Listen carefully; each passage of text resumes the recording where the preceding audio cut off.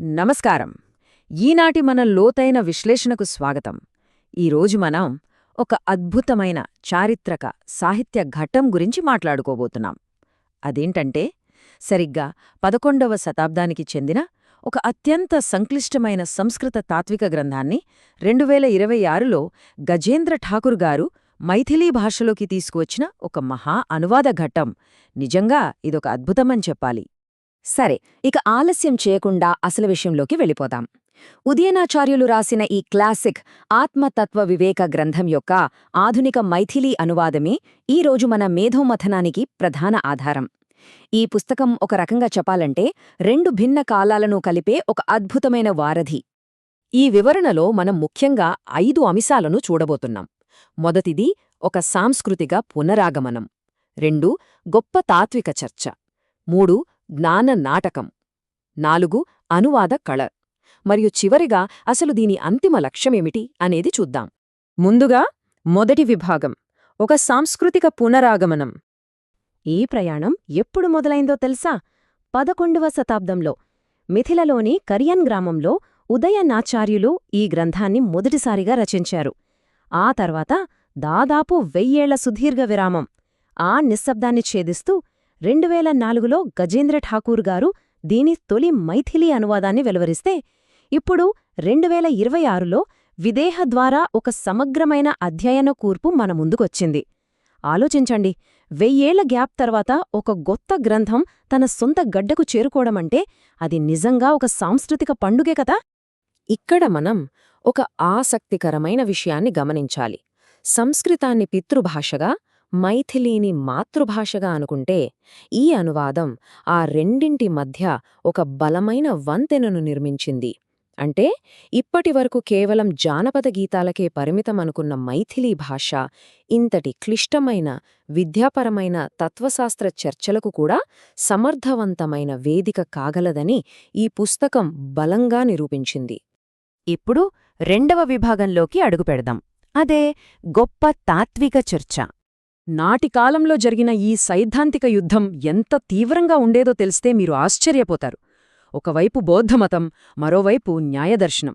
ఆత్మ గురించి బౌద్ధం క్షణికవాదాన్ని నమ్మితే, న్యాయం ఆత్మను శాశ్వతమైనదిగా చెబుతుంది. సృష్టికర్త విషయంలో బౌద్ధులు దేవుడు లేనే లేడు, అది అసాధ్యం అని వాదిస్తే, సర్వజ్ఞుడైనొక దేవుడు ఉన్నాడని న్యాయ సిద్ధాంతం స్థాపిస్తుంది. అలాగే ఈ బాహ్య ప్రపంచం కేవలం ఒక భ్రమ అని, స్పృహ మాత్రమే నిజమని బౌద్ధులంటే, కాదు, ప్రపంచం వాస్తవమే అని న్యాయదర్శనం బల్లగుద్ది మరీ వాదిస్తుంది. ఇక్కడ మనం విజ్ఞానవాదం అనే ఒక కీలకమైన పదాన్ని అర్థం చేసుకోవాలి. ఇది యోగాచార బౌద్ధ సిద్ధాంతానికి చెందింది. దీని సారాంశమేంటంటే, కేవలం చైతన్యం లేదా స్పృహ మాత్రమే వాస్తవం. మన కంటికి కనిపించే ఈ బాహ్య ప్రపంచమంతా పూర్తిగా శూన్యం. ఉదయనాచార్యులు దీనిని ఎలా ఖండించారో చూసే ముందు ఈ సిద్ధాంతం ఏంటి అనేది స్పష్టంగా తెలుసుకోవడం చాలా అవసరం. అయితే ఇక్కడ ఉదయనాచార్యులు మనల్ని ఆలోచింపజేసే ఒక లాజికల్ ప్రశ్న అడుగుతారు. అదేంటంటే, ఏదైనా ఒక వస్తువు తన ఫలితాన్ని తక్షణమే ఇచ్చేస్తుందా, లేక నీరు, గాలిలాంటి ఇతర సహాయక కారణాల కోసం వేచి ఉంటుందా? ఈ చిన్న ప్రశ్నే క్షణికవాదం పునాదులను కదిలించేస్తుంది. దీనికి ఆయన వ్యవసాయంలో వాడే విత్తనం ఉదాహరణను తీసుకున్నారు. బౌద్ధుల వాదన ప్రకారం విత్తనం క్షణికం, అంటే అది వెంటనే నశించిపోతుంది కాబట్టి ఆలస్యంగా మొలకని ఇవ్వలేదు. కాని న్యాయ సిద్ధాంతం చెప్పే విత్తనం శాశ్వతం. అది తన మొలకెత్తే సామర్థ్యాన్ని అలాగే నిలుపుకొని మట్టి, నీరు లాంటివి తోడైనప్పుడు మాత్రమే మొలకెత్తుతుంది. ఈ సాధారణ రోజువారీ ఉదాహరణతో ఉదయనాచార్యులు వారి సంక్లిష్టమైన వాదనను ఎంత సులభంగా తిప్పికొట్టారో చూసారా? ఇక 3వ విభాగం, ఒక జ్ఞాన నాటకం. ఉదయనాచార్యుల రచనలో ఉన్న గొప్పతనం కేవలం తర్కంలోనే కాదు, ఆయన వాడే అద్భుతమైన రూపకాల్లో కూడా ఉంటుంది. వినడానికి చాలా ఆసక్తికరంగా ఉండే ఒక ఉదాహరణ చెప్తాను. రాజభవనం గేటు దగ్గర ఉన్న ఒక ఏనుగును చూసి ఒక మూర్ఖుడు దాన్ని చీకటి అనో, మేఘమనో లేదా నీడ అనో భ్రమపడి చివరకు అసలక్కడ ఏమీ లేనే లేదు అని ప్రకటిస్తాడట. అత్యంత క్లిష్టమైన సైద్ధాంతిక వాదనల మధ్య ఇలాంటి చురుకైన మాటలొక చక్కటి రిలీఫ్ ఇస్తాయి కదూ. మాధ్యమిక శూన్యవాదులేమంటారంటే, ఈ ప్రపంచం ఊహకందనిది, అసలు దీన్ని వర్ణించలేమో అంటారు.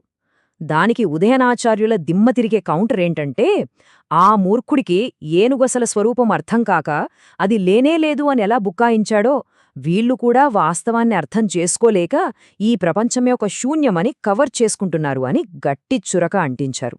ఆయన సెటార్ వేసే విధానం అమోఘం. ఆయన వాడిన సాహిత్య జిమ్మిక్కులు నిజంగా అద్భుతం. ఇది ఇలా ఉందా, లేదు అంటూ సాగే సంభాషణలు, గాడిద, ఒంటెలాంటి మనకు తెలిసిన ఉదాహరణలు, ఊక నుండి గింజలను వేరుచేయడం లాంటి వ్యవసాయ రూపకాలు, ఇవన్నీ ఆయన రచనలో కోకొల్లలు. అంతేకాదు, ప్రత్యర్థిని కూడా వ్యంగ్యంగా ప్రియ సోదరా అని సంబోధించడం విశేషం. అందులో ఒక పెయింటింగ్ను పొగిడితే ఆ చిత్రకారుడికి ఎలాంటి కీర్తి రాదు అంటూ ఆయన చెప్పే ముగింపు వాక్యాలు మైండ్ బ్లోయింగ్ అని చెప్పాలి. 4వ విభాగం అనువాద కళ. అసలు ఇంత కష్టమైన గ్రంథాన్ని గజేంద్ర ఠాకూర్ గారు ఎలా అనువదించారు? ఇక్కడే మనం డైనమిక్ ఈక్వివాలెన్స్ అనే పదాన్ని తెలుసుకోవాలి. ఇదొక ట్రాన్స్లేషన్ టెక్నిక్. మూల గ్రంథంలోని తాత్విక బరువు తగ్గకుండా చూసుకుంటూనే ఆధునిక పాఠకుడికి అది చదువుతున్నప్పుడు చాలా సహజంగా తన సొంత వాతావరణంలో ఉన్నట్లు అనిపించేలా బ్యాలెన్స్ చేయడమే దీని ఉద్దేశ్యం.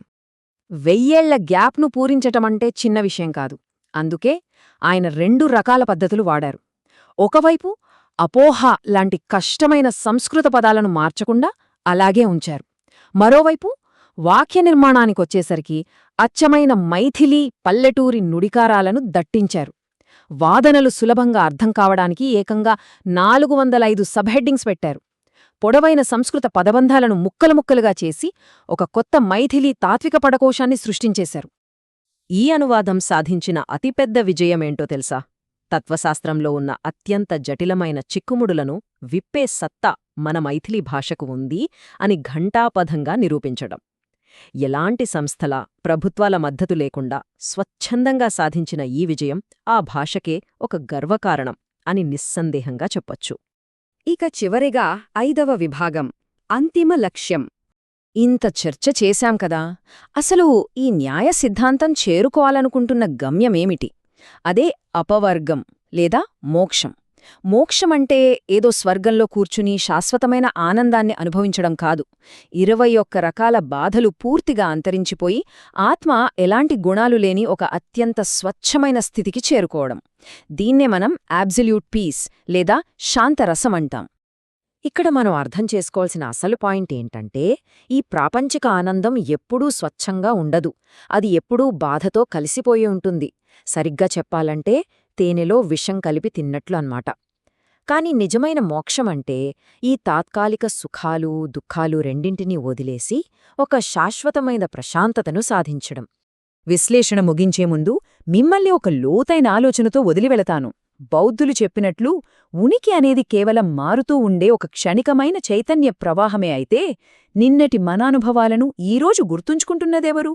అసలు అంతిమంగా ఈ మోక్షాన్ని పొందేదెవరు?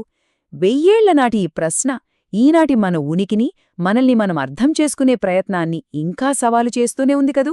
ఈ ఆసక్తికరమైన మేధో ప్రయాణంలో నాతో పాటు నడిచినందుకు ధన్యవాదాలు.